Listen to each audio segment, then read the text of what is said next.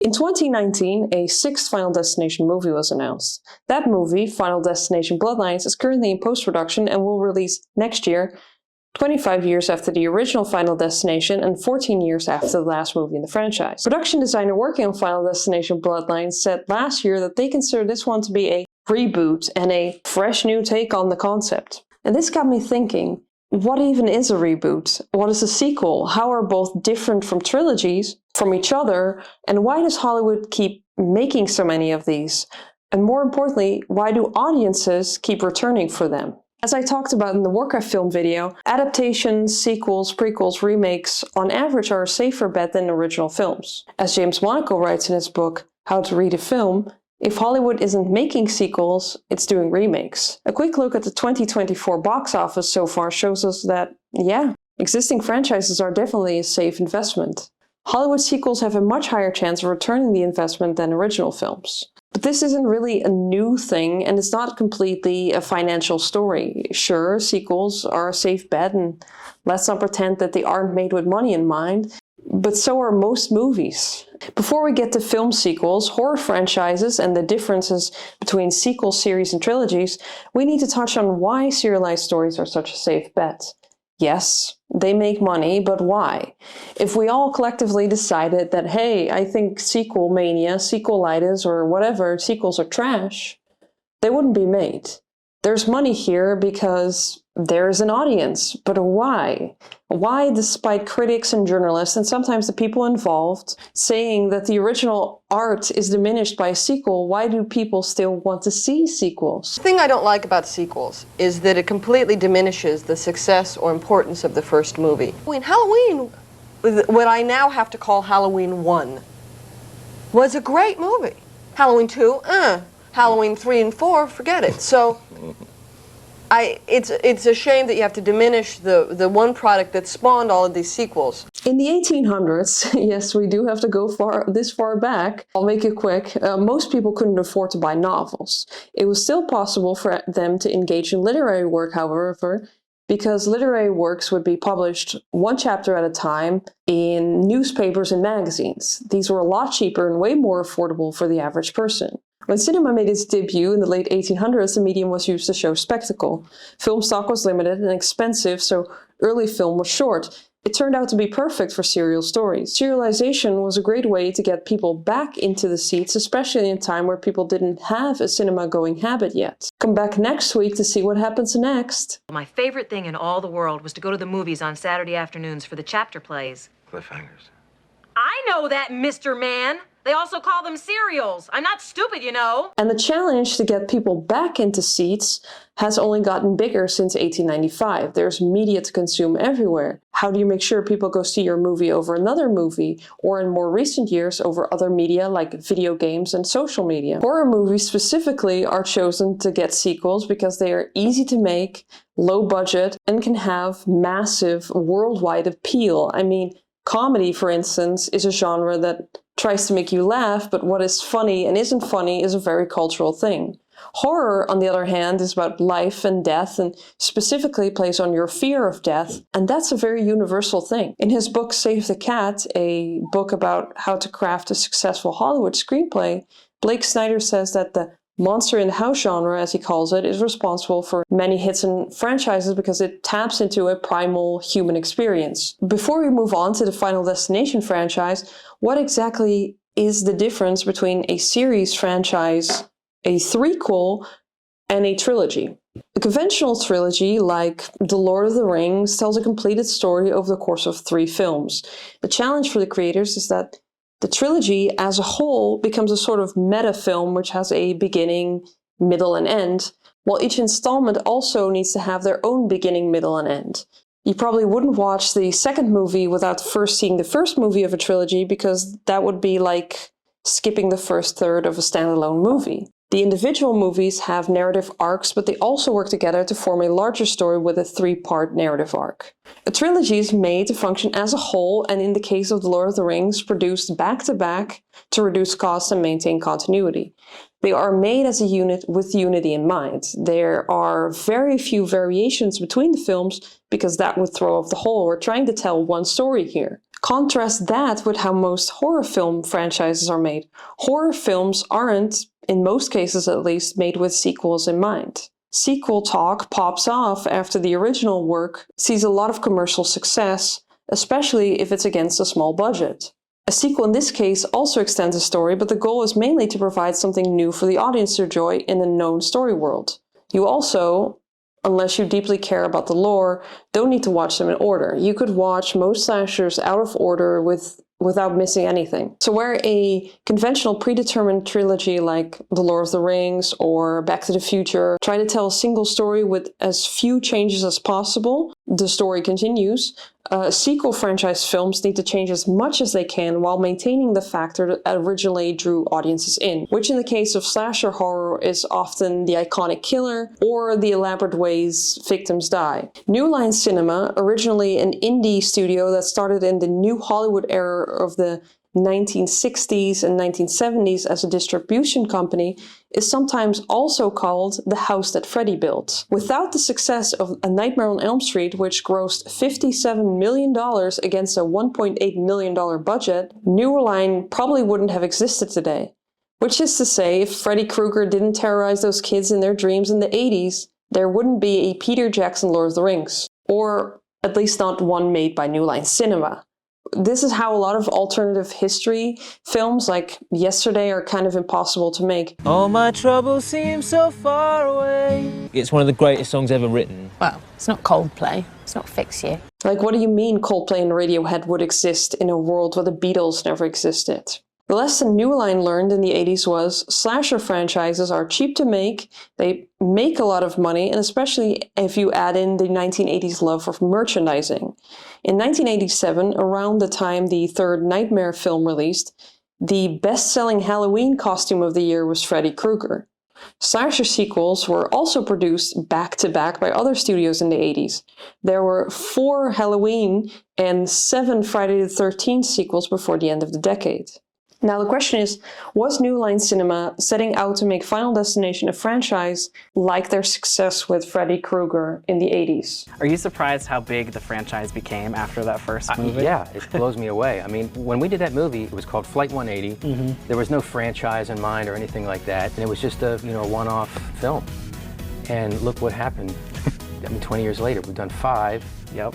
6 is in the works, right? I think so. There's nothing to suggest that Final Destination was ever going to be more than a single standalone story. In fact, Jeffrey Reddick, the original creator, wrote his version of Final Destination as a spec script for X-Files, mostly because he was looking for a TV agent. The plot of the episode was going to be Scully's brother Charles has a premonition about a plane crash, gets off the plane with some other passengers, but oh no, they start dying in freak accidents. It's basically Final Destination, but more gruesome and with adults. 2 people that actually worked on the X-Files saw it, and they decided, with Reddick, to turn it into a feature script for New Line Cinema. The adults in the original script became teenagers because, well, let's see what was doing well in the late 1990s. No, please don't kill me, Mr. Ghostface.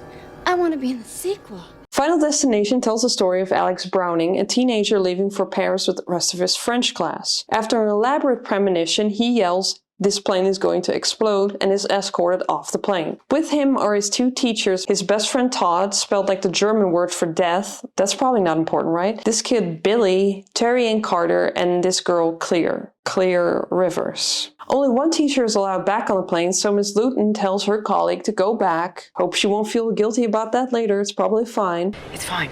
While everyone argues about being annoyed they got kicked off the plane because of Psycho Alex, the plane explodes in the background. Oops, turns out he was right. After a short period, the survivors start dying in the order that they would have died in the original plane crash. The rest of the movie is basically Alex figuring out death's design. Death goes down the list in order that you should have died originally, but if you're saved, you move down to the bottom of the list. In the end, only Alex, Clear, and Carter are left. They decide to go to Paris because they believe death has skipped them completely instead of putting them at the bottom of the list. They discuss that Alex might still be next, and he starts seeing signs that death is nearby, like a wine glass tipping over and staining me on the flight plan he showed Carter and Clear earlier in the scene. He's then almost crushed by a swinging sign, but Carter pushed him out of the way.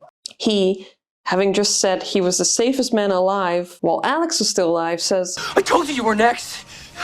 Just get me. Carter asks, so who's next, as we see a sign swinging his way. That's the gist of the original Final Destination. Why did Death wait 6 months to loop back to the original 3 survivors? Who knows? Well, we can assume, based on the epilogue, Death will eventually end up killing Clear and Alex. They canonically survived the first movie. Final Destination was a standalone story with a unique premise and an even more unique execution. Unlike other slashers, we never see the killer. We never see Death. Death is just a concept and more scary in a way because death is a part of life. One of the directors of the original film, James Wong, said that they wanted to do for plane travel what Jaws did for sharks and swimming. While it's debatable if the original film did that, the sequel, without Wong's involvement, really did a number on driving behind log trucks. If I'm driving and I see a log truck, I feel mega anxious and I have to pass it as soon as possible. I 100% credit Final Destination 2 for ingraining this fear into me. Though I'm like 90% sure logs don't fall backwards like this, they had to use CGI to pull off this scene as intended.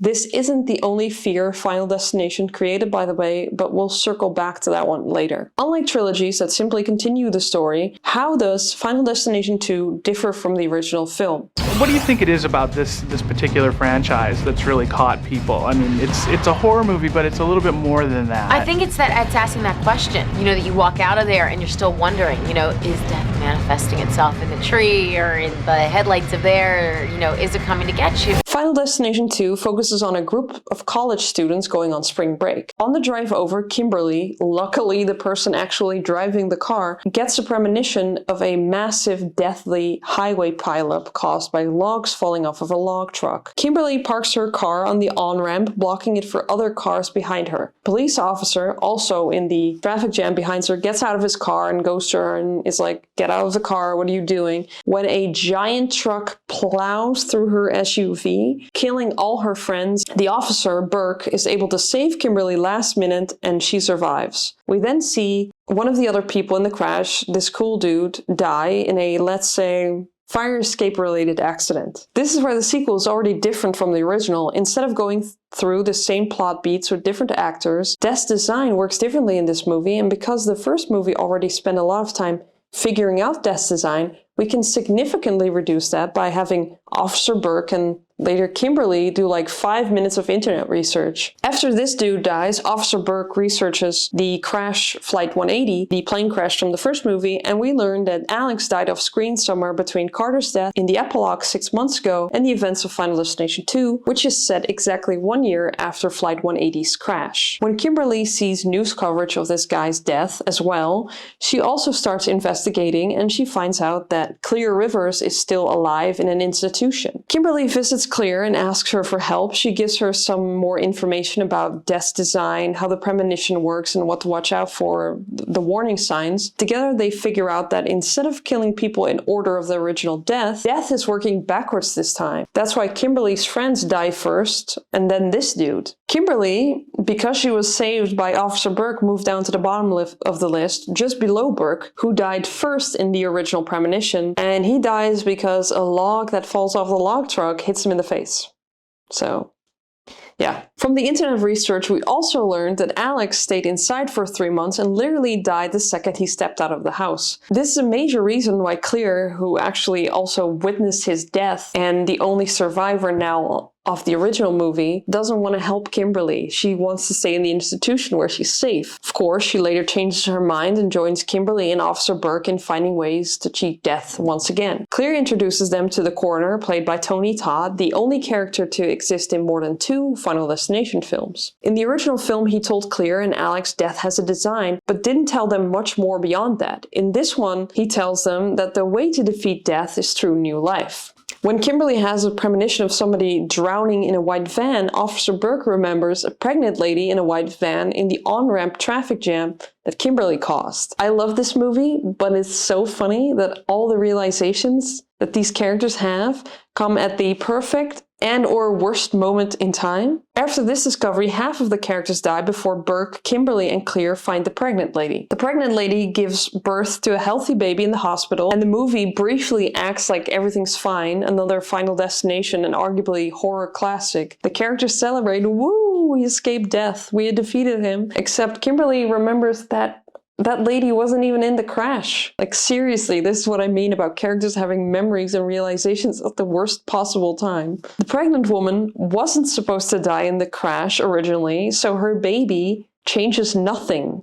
Kimberly's drowning in the lake premonition wasn't about the pregnant lady. She then gets another premonition and recalls bloody hands, so Clear obviously assumes it's about Eugene, the guy on the motorcycle in the original premonition who ended up in the hospital because he got into a car crash and other related shenanigans that killed half of the other characters. Seriously, we don't have time to cover this amount of detail. Clear rushes into his room, but due to some Rube Goldberg chain of events, another Final Destination trope, she causes an oxygenated explosion and they both die. In the chaos after the explosion, Kimberly realizes her hands are bloody and new life means somebody needs to die and brought back. This works, by the way, because when the explosion goes off, Kimberly pulls down Burke and saves him. Otherwise, she wouldn't have been able to attempt to drown herself. Burke saves her and they escape death. Only new life can defeat death. What would I have to do to save us? There are no known survivors. I have to die. Final Destination 2 is the most direct continuation of a previous movie in terms of narrative. It's not a part 2 like a predetermined trilogy, as in it's not the middle of a longer story. It continues with characters from the previous movie and leaves 2 living characters at the end for a possible continuation of the narrative. This is arguably the one and only sequel in the series that is more a sequel than a reboot, because while it changes a lot, it adds new lore and new rules, it also tries to keep a close connection to the original. 3 years after Final Destination 2, the third movie in the series released, Final Destination 3. Final Destination 3 follows Wendy, a high school senior that is about to graduate. As part of graduation, all the seniors are celebrating the end of high school at a theme park. Wendy's boyfriend, best friend, and her best friend's boyfriend, Kevin, pressure her into going on a roller coaster. She doesn't want to sit in the front seat, but her boyfriend wants to, so her best friend's boyfriend, Kevin, offers to sit with her in the back. She then gets a premonition that the whole roller coaster car derails, kind of like how I used to build roller coasters in Roller Coaster Tycoon and Planet Coaster. I mean, there's no entrance, that's the biggest problem. The back rows of the roller coaster are released and everyone in the back is kind of pushed off by the security guards. The roller coaster, with her boyfriend and best friend still in it, takes off. And yeah, she was right, it crashes. What does Final Destination 3 do differently than the previous movies beyond showing the audience more and new elaborate ways you can die? First of all, it's interesting that the original team from the first movie is back to direct and write the screenplay. While series creator Jeffrey Reddick wasn't directly involved, 3 does bring back director and writer James Wong and co-writer Glenn Morgan, the same director-writer duo involved in the production of the original movie. I bring this up because Final Destination 2 is the lowest earning Final Destination movie from the series, and because narratively, 3 ignores part 2 completely. After the tragedy on the roller coaster, Wendy, who just lost her boyfriend and best friend, doesn't really want to think about what happened. Kevin, her best friend's boyfriend, gives her the Cliff's Notes version of the original film. There was a person with a premonition 6 years ago, people got off the plane, and then one by one they started dying in freak accidents in the order of their original death. They died in the order they would have if they'd stayed on the plane. Unless someone intervened, and it skipped them. She's not interested, but when she gets home, she discovers that there are clues to how people will die on the last picture she took of them. This is a new concept for this series, because in the earlier movies, the protagonist would get vague or sometimes elaborate signs. Wendy tries calling the 2 girls first on Death's list. Luckily, Google exists, and we don't have to figure out this part of Death's design. They died in the order they would have if they'd stayed on the plane. But she's too late, and they get cooked alive in their tanning beds, which leads to this insane edit and another fear unlocked. So if you were going to die in a film, how would you want to die? Not in a tanning bed. No. Oh, and Wendy asks her sister if she can hang on to Grandma's bracelet because she needs it. I mean, the poor girl just lost her best friend and her boyfriend. And this does become important later. There's no filler in these movies. We see a close-up of the bracelet, remember what it looks like. This movie is one of the 2 in the series that doesn't include the coroner, which means Wendy and Kevin have to figure out Death's plan by themselves. Well, at least the parts that they couldn't Google. They died in the order they would have. The main tension of the movie is figuring out who was on the roller coaster, in what order were they on the roller coaster, and will they interpret the pictures in time to prevent the deaths. And a bit of a spoiler here, but no they won't. They fail to prevent most of the deaths. In fact, the one person they do manage to save becomes angry when his girlfriend dies immediately afterwards and tries to kill Wendy in the end. Twist in this movie is that the unknown people sitting in front of Wendy and Kevin, aka the people next to die, are Wendy's sister, look, grandma's bracelet, told you it would be important, and her friend Who Cares. Kevin saves Wendy's sister Julie, but before she can tell Wendy who was sitting next to her, her friend Who Knows Who Cares gets impaled. So now Kevin, Wendy, Ian, the guy that was saved earlier, and Julie are left. Wendy saves Kevin's life, making her next on the list, and she figures out that Ian will be responsible for her death somehow. She manages to save her own life, instantly putting Ian at the top of the list, and he's gone. We move to the epilogue 5 months later, and Wendy gets a feeling death is nearby again. She wants to get off the subway she's on to stop early. The subway car is subway 180, by the way. But as she struggles to get off, her sister gets on, and her sister's like, LOL, Bessie, you're last in line. Kevin and I need to die first. Death can get you here. But whoopsies, Kevin is also on this train, and boom, train wreck coming down the tracks, everyone dies. This is revealed to be a premonition as well, but she snaps out of it during the conversation with Kevin. It's too late to get off. Credits roll. Originally, the two survivors from Final Destination 2, Kimberly and Officer Burke, were also going to be on the subway. But they weren't able to do this because only one actor was available. A.J. Cook was pretty busy with Criminal Minds, and producer Craig Perry said it wouldn't work with just one actor because that would leave a loose end. The DVD version of Final Destination 3 does contain an alternate ending where Kimberly and Burke die in a wood chipper related incident. And without this ending, Final Destination 3 is still the odd sequel in the franchise that is barely related to the ones that came before, beyond using the original as a Cliff Notes way to skip 30 minutes of exposition. In 2009, the fourth Final Destination movie, The Final Destination, released. Based on the title, and again no interaction with the original film, this movie almost seems like it was also going to be a reboot. The film's opening credits even pay homage to all the crazy death scenes in the franchise so far, like, look how crazy this was! This one is about a group of friends visiting a racetrack. And unlike previous films where their close friends die in the actual accident or immediately after, Nick, the protagonist, actually keeps most of his friends for most of the movie. This movie brings back the pre-death signs that the protagonist sees, and they are obviously made for 3D. A lot of this movie actually screams 3D era, especially how the death scenes play out, and it was released in 2009. Okay, yeah, that checks out. Nick gets premonitions before two people die. These are extremely cheesy and obviously CGI, and then later he puts it together. He knew how they were going to die, and these people were actually dying in the order that they died in his original premonition. Well, the movie could have stopped there. It's reasonable he found this out on his own,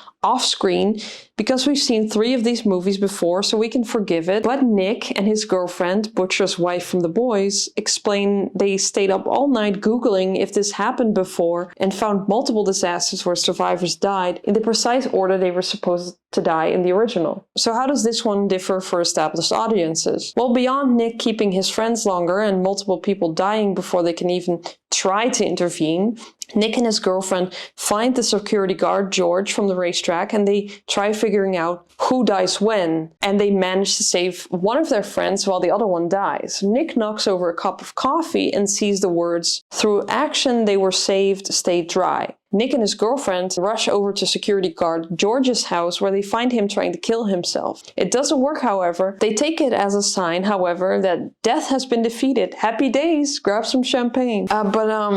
There's like 30 minutes left in this movie. Nick has another 3D Signs dream and sees on TV that the cowboy that sat in front of them at the racetrack actually survived the crash and is in the hospital. The cowboy dies while Nick and George arrive at the hospital. Girlfriend Lori and her friend whoever are meanwhile at the cinema. George tells Nick he feels deja vu or something like it before getting hit by an ambulance driving 200 miles an hour in front of the hospital. Yeah, it's safe to assume Death's plan isn't defeated. Nick tries to save his girlfriend at the cinema, but the whole cinema, and they're watching a 3D movie, by the way, it's 2009 after all, explodes explodes, and his girlfriend that he managed to get out of the cinema in time gets sucked into one of the escalators. Except, psych, this is another premonition. Just like in 3, Nick snaps out of it slightly late and George still gets taken out by the ambulance. He does manage to stop the cinema from blowing up and saving everyone in it, including his girlfriend and her friend What's-Her-Face. We flash forward to some time later and the three of them are sitting in a coffee shop discussing the events of the movie while Nick gets that death is nearby feeling again. And he's like, oh, maybe this was the plan all along, as a truck plows through the storefront and kills all three of them. After 2 sequels without the coroner and relying on the characters off-screen googling premonition and other related words, Final Destination 5 sees the return of the coroner. There's actually a good narrative reason for this, which we find out in the last scene of the movie, but let's not get ahead of ourselves here. In Final Destination 5, a group of co-workers that work at a paper company go on a work trip. While on a bridge, this guy Sam gets a premonition about the bridge collapsing and he and several co-workers get off the bus and survive. Also, before Sam goes on the bus, he tells his co-worker Nathan that he got offered a position at a restaurant he also works at, but they will send him to Paris. At the memorial for the dead employees, Sam and the other survivors meet the coroner, who tells him death doesn't like to be cheated. This is a change from his earlier appearances in the first and second movie, where they found him in the morgue working on Todd's body, and later were brought to him by Clear. Here he's just getting involved for the love of the game, I guess. Sam's best friend Peter tells the coroner thanks for the advice creep, but Sam seems to feel like, hey, this guy's onto something, there's more to this. Peter's girlfriend Candace was the first to die in the original premonition, and here she dies in an insane accident during her gymnastics training. Meanwhile, at the spa, the sexist asshole of the group, these movies seem to need one, gets acupunctured and crushed to death, and hey, there's the coroner again. He tells them the only way to achieve death is to cause another person to die, because then you will get their remaining time on Earth, basically like a time swap. This is a new rule for the series and it shakes things up because it gives some characters ideas. So far, nobody seems to have Googled premonition or anything, but that's probably nothing, right? Sam and his girlfriend realize their co-worker Olivia might be in serious danger during her LASIK surgery. Yeah, so this part of the movie has done some serious damage to eye laser surgery's reputation. The thought of a laser in your eye alone is scary, but this scene visualized people's anxieties so well that multiple eye doctors had to write blog posts about how unrealistic this is, like this one by Clear Vision. No, you won't be strapped down in a saw-like head clamp. You won't be left alone as a laser burns through your retinas and hands. Anyway, Sam and his girlfriend come in on time, but before they can save her, she slips on the thing that was holding her eye open and she falls out of the window. Nathan, meanwhile, accidentally kills a coworker he hates by pushing him out of the way of this giant hook thing, and we immediately find out that the coroner was right. Sam tells the group he thinks there's an order to these deaths, but before he can tell them who's next, we find out who's next, and yeah, killing somebody else gets you skipped. It's important to remember this doesn't mean Nathan is now still on death's list or that he moved to the bottom of the list. He has essentially stolen the remaining years, months, days this guy Roy had left. Sam's best friend Peter, who had been super depresso since his girlfriend folded herself in half, decides to take matters into his own hands and threatens to kill Sam's ex-girlfriend just as they're rekindling their love. A cop following Sam tries to intervene but gets killed by Peter, and then Sam and his girlfriend kill Peter. So, Peter first stole the cop's remaining time on Earth, and then Sam stole it by killing Peter. He does also save his girlfriend in the process, but that doesn't matter because she didn't die in the original premonition. It's 2 weeks later, and Sam and his girlfriend are boarding a plane to Paris. The overhead compartments don't really close that well, huh? They're at the back of the plane somewhere. As Sam finds a middle compartment to put his bag in, we see people being escorted off the plane in another aisle. It's the people from the original movie. This is a prequel. Sam feels the same warning signs again. Dust in the wind plays again like before when the bridge collapsed. We know this plane will go down. One look at his boarding ticket confirms it's Flight 180. It's the year 2000. Sam even overhears the flight attendant tell someone the kid that got escorted off the plane had some kind of vision. This is double cool because fans of the series will recognize the characters from the first movie and know it's a prequel. Suddenly the lack of mobile phones and other technology makes a lot of sense. But newer viewers, people who haven't seen every movie in the franchise will only watch this one, will understand that premonition equals bad thing about to happen. Oh, but what about Nathan? He's still alive. Finally, another Final Destination movie with a survivor. We haven't had one of those since 2. Well, Nathan is at a memorial for Roy, the coworker he pushed to his death, here pictured with the crashed car from the Final Destination, which, remember, won't happen for another 9 years. Another coworker comes over to Nathan and tells him, oh, it's actually for the best, because during the autopsy they discovered Roy had a blood clot in his brain that would have killed him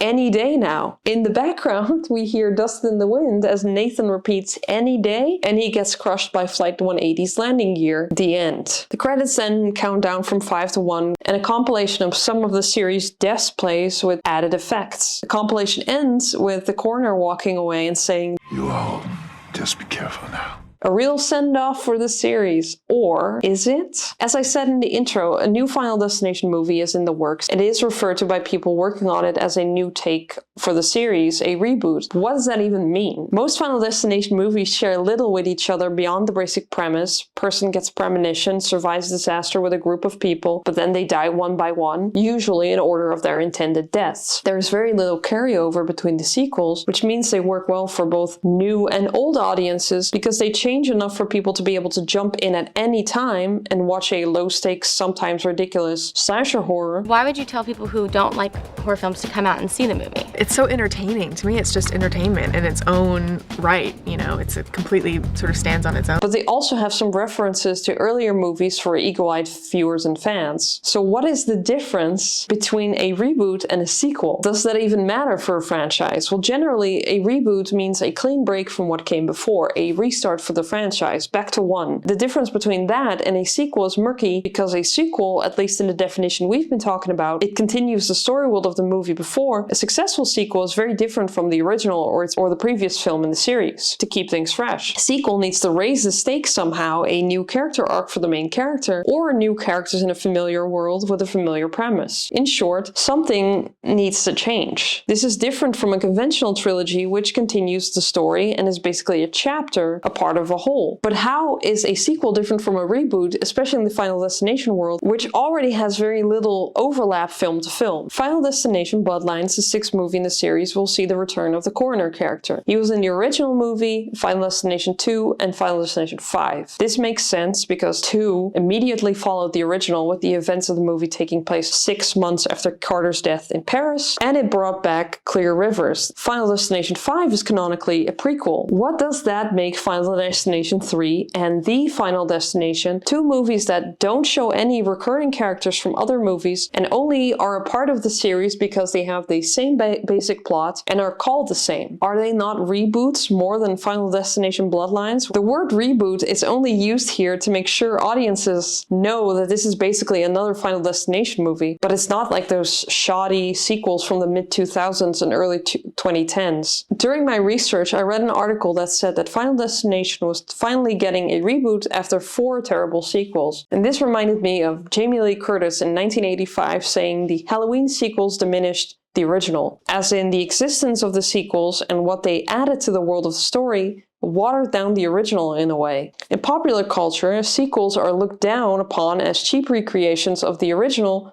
but for money. By definition alone, they're inferior films. It's bullshit generalization. Many sequels have surpassed their original. Oh yeah? Name one. Even The Godfather Part 2, the first sequel to ever win the Academy Award for Best Film, didn't get taken seriously at first. The Godfather Part 2.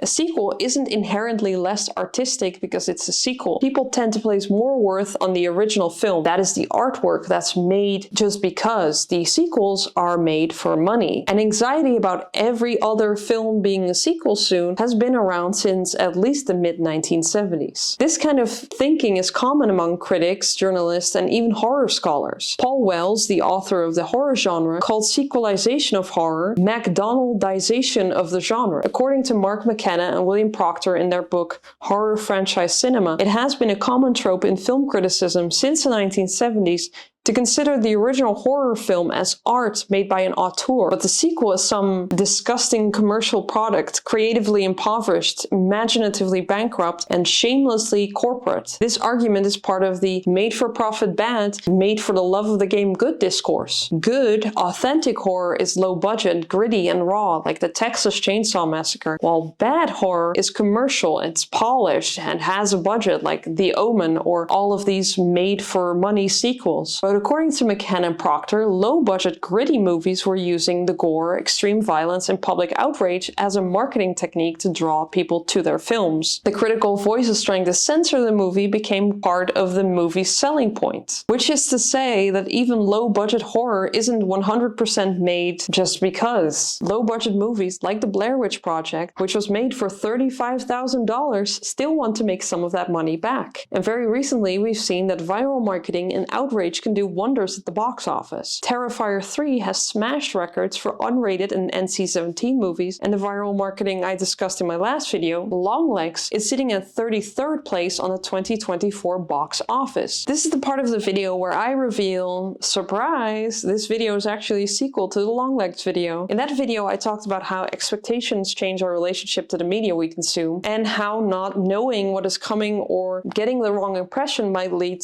to disappointment. Reboots, remakes, sequels do well because we like knowing what we can expect. And when audiences don't get what they expect, it kinda sucks because you've just wasted your time. You automatically like the movie less. So sequels do well because original movies are always a harder sell. A sequel might be worse than the original movie was, or worse than another original movie, but people don't like gambling their free time. If I sit down to watch Final Destination now, I know exactly what I'm getting. I'm just there to watch the crazy new Rube Goldberg machine deaths, and I have few expectations beyond that. Twists and turns and oh look, it's a prequel, what? Are just extra.